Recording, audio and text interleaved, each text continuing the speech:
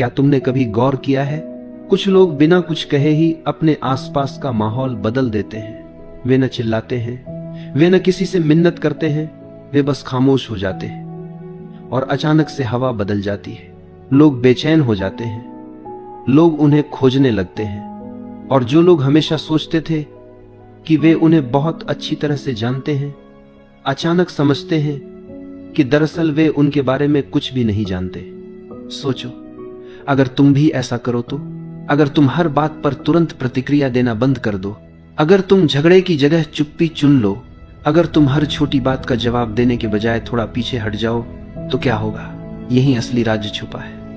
जब तुम हर समय उपलब्ध रहना छोड़ देते हो, भावनाओं में, शब्दों में, शरीर और मन दोनों से, तो लोगों के हाथ से तुम्हें नियंत्रित करने का साधन निकल जाता है, क्योंकि वे तुम्हें हमेशा तुम्हारी प्रतिक्रिया से पकड़ते आए हैं। कभी तुम्हारे गुस्से से, कभी तुम्हारी जल्दी जल्दी हां कह देने की आदत से, कभी तुम्हारे डर से। लेकिन जिस दिन तुमने ये डोरें काट दी, उस दिन खेल बदल जाता है, और उसी दिन लोग यह महसूस करते हैं कि उन्होंने कभी तुम्हें समझा ही नहीं था। जब तुम अचानक अनुपलब्ध हो जाते हो, कौन घबराता है, कौन गुस्से से तिलमिला उठता है, कौन बार बार कोशिश करता है कि तुम्हें उकसाकर फिर से वही पुराना भाव निकाल ले। ये सब उनके बारे में बहुत कुछ बता देता है, और तुम्हारे बारे में भी। सच तो यह है कि तुम अब तक अपनी ऊर्जा ऐसे लोगों पर खर्च करते आए हो जो उसके योग्य ही नहीं थे। तुम हर बार हां कहकर खुद को छोटा करते गए, हर बार तुरंत जवाब देकर अपनी शक्ति दूसरों के हाथों में सौंपते गए, हर बार भावनात्मक प्रतिक्रिया देकर अपना ही खून जलाते रहे। और दिन के अंत में तुम्हारे पास क्या बचता है? थकान, चिड़चिड़ापन और एक खालीपन जिसे तुम शब्दों में नहीं कह पाते। लेकिन मैं तुम्हें बताऊं, क्योंकि तुम उन लोगों के लिए बहुत ज्यादा उपलब्ध हो जिन्हें तुम्हारी खामोशी का एक पल भी नसीब नहीं होना चाहिए था।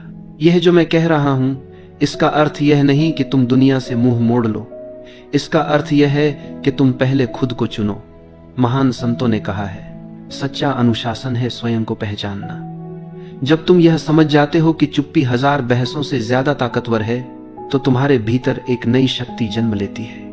जब तुम पीछे हटते हो, भागने के लिए नहीं बल्कि होश में आने के लिए, तो वह पीछे हटना एक तपस्या बन जाता है।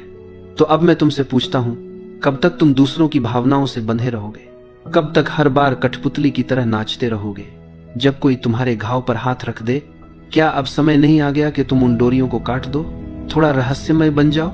क्योंकि जिस दिन तुम हमेशा उपलब्ध रहना बंद कर दोगे, उसी दिन से सब कुछ बदलना शुरू हो जाएगा।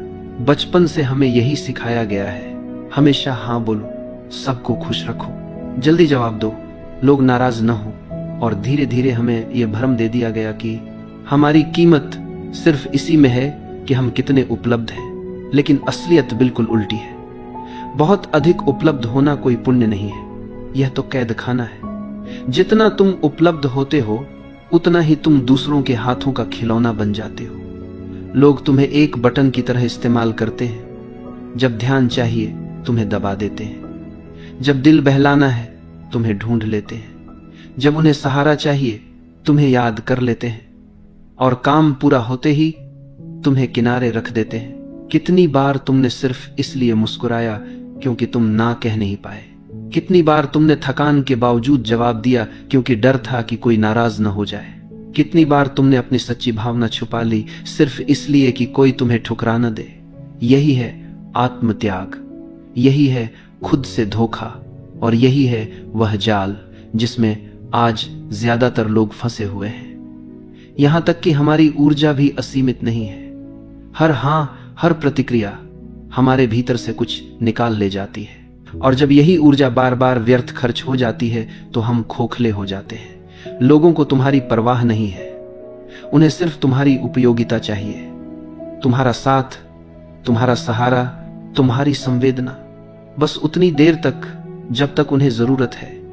लेकिन जिस दिन तुम सीमाएं खींचते हो, जिस दिन तुम कहना शुरू करते हो बस अब और नहीं, उसी दिन वे लोग तुम्हें बदला हुआ, अजीब और ठंडा कहने लगते हैं। असल में तुम नहीं बदले, बस अब तुम उनके लिए उपयोगी नहीं रहे।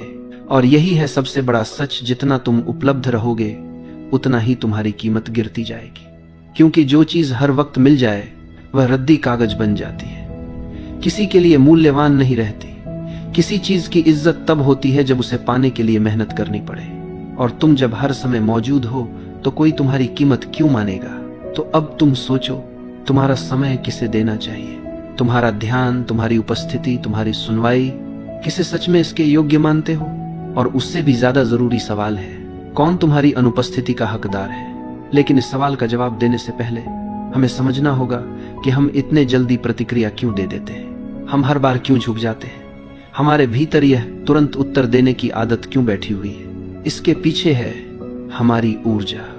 कार्ल यूंग ने कहा था, मनुष्य का मन कोई मशीन नहीं है, यह एक ऊर्जा तंत्र है। हर विचार, हर भावना, हर प्रतिक्रिया हमारी आंतरिक ऊर्जा का एक हिस्सा खा जाती है। अब सवाल यह है, क्या तुम तय करते हो कि तुम्हारी ऊर्जा कहां खर्च हो, या फिर दुनिया तय कर लेती है? जब तुम किसी की बेकार सी आलोचना का जवाब देने लगते हो, जब तुम किसी की उकसाहट पर तुरंत फट पड़ते हो, जब तुम उन लोगों को खुश करने में लगे रहते हो जो तुम्हें कोई कद्र ही नहीं देते, तो दरअसल तुम अपनी जीवन ऊर्जा वहीं लुटा रहे हो जहां से तुम्हें कुछ वापस नहीं मिलने वाला। यूंग ने कहा था, जिसका तुम विरोध करते हो वह और मजबूत होता जाता है। सोचो, जब भी तुम बार बार प्रतिक्रिया करते हो, तुम उसी जाल में फंसते जाते हो। यही वजह है कि बहुत से लोग हमेशा थके हारे रहते हैं। वे कमजोर नहीं होते, बस उनकी ऊर्जा गलत जगह पर बह रही होती है। और जब इंसान लगातार थका हुआ रहता है तो वह असुरक्षित हो जाता है। याद रखो, थका हुआ इंसान शेर नहीं होता, वह शिकार बन जाता है। ऐसे लोग तुरंत पहचान लिए जाते हैं जो तुम्हारी थकान, तुम्हारी बेचैनी, तुम्हारी हर बात पर प्रतिक्रिया देने की आदत का फायदा उठाते हैं। वे जानते हैं कि तुम हर बात पर जवाब दोगे। वे जानते हैं कि तुम्हें ना कहना नहीं आता। वे जानते हैं कि तुम सबका बोझ उठाते रहोगे, और इसलिए वे तुम्हारे कंधों पर अपना बोझ उठाते डाल देते हैं। लेकिन यूंग ने यह भी कहा, सच्चा मन वही है जो ऊर्जा को भीतर बचा कर रख सके। इसका मतलब है, न कहना सीखो बिना अपराध बोध के, चुप रहना सीखो बिना डर के, देखना सीखो प्रतिक्रिया देने से पहले, क्योंकि असली ताकत प्रतिक्रिया में नहीं है, बल्कि सही समय पर सही कदम उठाने में है। कितनी बार तुम पूरी रात सो नहीं पाए किसी अधूरी बातचीत को सोचते हुए? कितनी बार तुम घंटों यह सोचते रहे, मुझे क्या कहना चाहिए था, उसने ऐसा क्यों कहा, मैंने जवाब क्यों नहीं दिया? यह सब ऊर्जा का रिसाव है। तुम बीते हुए साये को जिंदा रखते हो और वही तुम्हें खींचते रहते हैं। ऊर्जा एक ढाल है, जब तुम इसे बचाते हो तो तुम्हारी उपस्थिति अपने आप सम्मान खींचती है। तुम कमरे में प्रवेश करो और बिना कुछ कहे भी लोग तुम्हारी ओर खींच जाएं। यह तभी होता है जब तुम्हारी ऊर्जा भीतर सुरक्षित हो। लेकिन अगर ऊर्जा बिखरी हुई है तो तुम नजरअंदाज कर दी जाते हो। तुम्हारी आवाज भी असर नहीं करती। तुम कमजोर और टूटे हुए लगते हो। तो जरा देखना शुरू करो, कौन सी बातें तुम्हें तुरंत उकसा देती हैं? कौन से शब्द तुम्हें अपना धैर्य खोने पर मजबूर करते हैं? कौन से हालात तुम्हें बार बार खींचकर पुराने पैटर्न में डाल देते हैं? यही तुम्हारे सबसे बड़े छेद हैं। यहीं से तुम्हारी ऊर्जा बाहर निकलती है। और अगर तुम इन बिंदुओं को पहचान लोगे तो धीरे धीरे अपनी शक्ति वापस पालोगे। लेकिन ध्यान रहे, इसका मतलब यह नहीं कि तुम पत्थर बन जाओ। इसका मतलब है कि तुम सजग बनो, ना ठंडे ना बेमायने, बल्कि सचेत और अपने स्वामी। यूंग ने यह भी बताया था कि जब इंसान अपनी ऊर्जा को सुरक्षित करना सीख जाता है तो दूसरों की परछाइयां उस पर काम नहीं करती। यानी कि जो लोग तुम्हें अपनी छवि में ढालना चाहते हैं, तुम्हें अपनी भावनाओं का आईना बनाना चाहते हैं, उनकी शक्ति टूट जाती है। और यह वही जगह है जहां खेल और गहरा हो जाता है।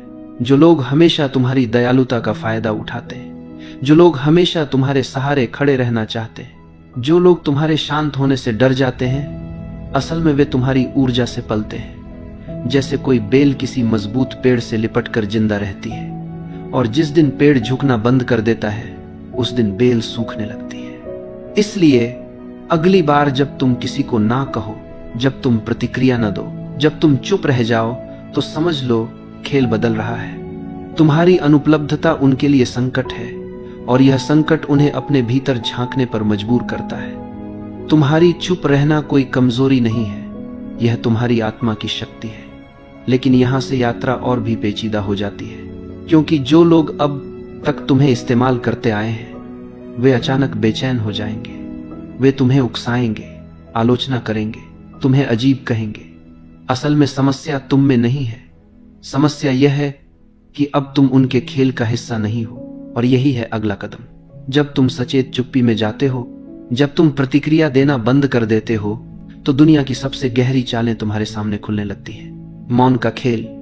आधुनिक दुनिया शोर से भरी हुई है।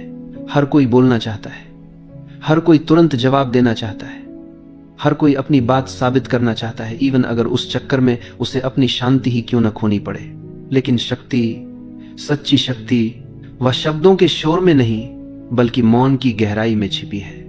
ध्यान से सुनो, यह मौन किसी कायरता का मौन नहीं है, यह जागरूक मौन है। वह मौन जो उपस्थिति को और भी गहरा बना देता है, वह मौन जो शब्दों से ज्यादा कुछ कह देता है। जब तुम प्रतिक्रिया देना बंद करते हो तो तुम देखना शुरू करते हो, और जब तुम देखना शुरू करते हो तो तुम्हें वे पैटर्न नजर आने लगते हैं जो पहले तुम्हारी आंखों से छिपे रहते थे। कितनी ही बार तुम देखते हो, वही लोग, वही स्थितियां, वही खेल बार बार दोहराए जाते हैं। मौन में बैठकर यह सब साफ हो जाता है, और जब साफ दिखने लगता है तो तुम्हारे भीतर जागरूकता पैदा होती है। यह जागरूकता खतरनाक है उन लोगों के लिए जो तुम्हें नियंत्रित करना चाहते हैं, क्योंकि जिस दिन तुम देखना सीख जाते हो उस दिन उनका खेल बेकार हो जाता है। तुमने ध्यान दिया होगा, कुछ लोग बेकरार हो जाते हैं जब तुम जवाब नहीं देते, जब तुम सफाई नहीं देते, जब तुम अचानक खामोश हो जाते हो। यह उनकी याद नहीं होती, यह उनका डर होता है, क्योंकि तुम्हारा मौन उनकी कहानी को छीन लेता है। जब तक तुम बोलते रहते हो तुम खेल में फंसे रहते हो, लेकिन जिस दिन तुम चुप हो जाते हो तुम नियम बदल देते हो। और यह असंतुलन उन लोगों को पागल कर देता है जो तुम्हारी हर प्रतिक्रिया पर जीते आए थे। समझ लो, सच्चा मौन आवाज की कमी नहीं है, सच्चा मौन है अपनी ऊर्जा पर अधिकार। यह है वह चुनाव कि किस युद्ध में उतरना है और किस युद्ध को छोड़ देना है। व्यक्ति बनने के लिए दूरी चाहिए, क्योंकि सिर्फ मौन में ही तुम अपनी आवाज सुन सकते हो, दुनिया के शोर से मुक्त होकर। लेकिन इस मौन की भी एक कीमत है। कुछ लोग तुमसे दूर हो जाएंगे, कुछ कहेंगे तुम ठंडे हो, अजीब हो, कुछ कहेंगे तुम घमंडी हो, पर सच यह है कि वे लोग कभी तुम्हें समझना चाहते ही नहीं थे। वे तुम्हें सिर्फ अपनी जरूरतों की नजर से देखते थे। और जब तुम मौन चुनते हो, जब तुम उपलब्ध नहीं रहते, तो वे तुम्हें खोने लगते हैं। लेकिन सुनो, तुम दूसरों को नहीं खो रहे, तुम खुद को पा रहे हो, धीरे धीरे। यह मौन तुम्हें भीतर से गढ़ता है, तुम्हारी थकी हुई ऊर्जा लौट आती है, तुम्हारा असली चेहरा उभरने लगता है, तुम्हारा केंद्र तुम्हारे भीतर मजबूत होने लगता है। और फिर तुम देखते हो, जिन रिश्तों में सिर्फ नाटक था वे गिरने लगते हैं, जिन जगहों में सिर्फ शोर था वहां से दूरी बनने लगती है। हां, यह दर्द भी देता है। तुम्हें लगेगा तुम अकेले हो गए हो, तुम्हें लगेगा तुम गलत हो, तुम्हें लगेगा सब बदल गया। लेकिन ध्यान रहे, यह दर्द जन्म का दर्द है। यह अकेलापन कमजोरी नहीं है, यह अकेलापन शक्ति है। जब तुम सबके लिए उपलब्ध रहना बंद करते हो, तब तुम अपने लिए उपलब्ध होने लगते हो। यही है असली पुनर्जन्म, यही है असली स्वतंत्रता। अब कोई भी तुम्हारी डोर खींचकर तुम्हें कठपुतली नहीं बना सकता। अब कोई भी तुम्हारे घाव को कुरेद कर तुम्हें नचाना नहीं जानता, क्योंकि अब तुम मौन में टिके हो, और यह मौन ही तुम्हारी सबसे बड़ी ढाल है। और अंत में याद रखो यह सत्य, जब तुम हर किसी के लिए उपलब्ध रहते हो तुम सस्ता हो जाते हो। जब तुम मौन चुनते हो तुम अनमोल हो जाते हो। दुनिया में हर चीज जिसकी भरमार हो जाती है उसकी कीमत गिर जाती है, और जो दुर्लभ होता है वह सम्मान पाता है। तो अपने मौन को दुर्लभ बनाओ, अपनी उपस्थिति को कीमती बनाओ, अपनी ऊर्जा को बचाओ, क्योंकि यही है जीवन का सबसे बड़ा अनुशासन, और यही है तुम्हारी असली आजादी।